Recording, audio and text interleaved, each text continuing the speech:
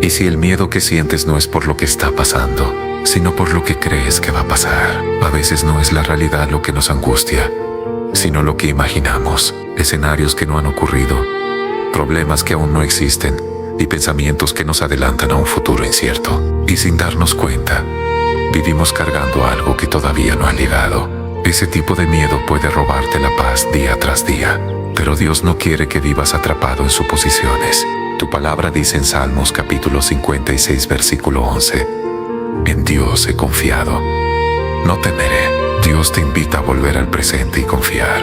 Si hoy decides soltar lo que aún no ha pasado, escribe, confío en Dios.